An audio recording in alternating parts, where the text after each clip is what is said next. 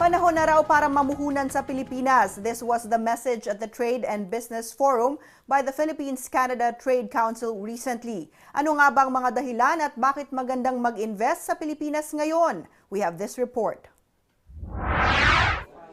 One-on-one exploratory talks with Canadian businessmen to promote investments in the Philippines. This kept Philippine Trade Commissioner Michael Ignacio busy during his recent visit to Vancouver as he tried to convince Canadian investors to put their money in Asia's fastest-growing economy. The Philippines is the next emerging market that's been identified by Goldman Sachs, Citigroup, and Hong Kong Bank as one of the next largest economies of the world. It's high time that they look into the Philippines again. The best asset that we have is our people. We have world-class, highly skilled, globally sought-after workforce.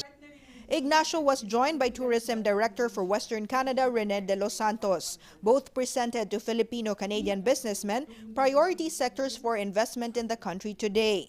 These include creative industries like film and animation, mass housing, IT and business support, sustainable mining, and renewable energy. Officials say a strong labor force, high literacy rate, and improving infrastructure are just some of the reasons why investing in the Philippines will be a good choice. I always offer government support. The level of investment incentives that the government gives to investors that come to the Philippines, for example, the tax incentives, so zero tax, income tax for businesses up to 6 years or even 8 years. And what's good is after that 6 to 8 years is up and they stay in the Philippines, their income tax rate would be at 5% flat.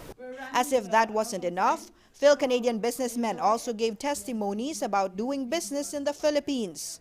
This present administration, led by President Benigno Aquino III, or Pinoy as he's very well known in the country, is a leader by example. And because of that, there is a real level playing field right now in the Philippines for foreign investors or local investors. And by that,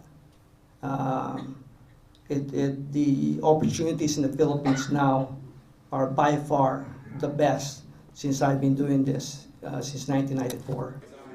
While many admit the presentation was impressive, the real test lies on whether or not it will translate to increased investments in the Philippines.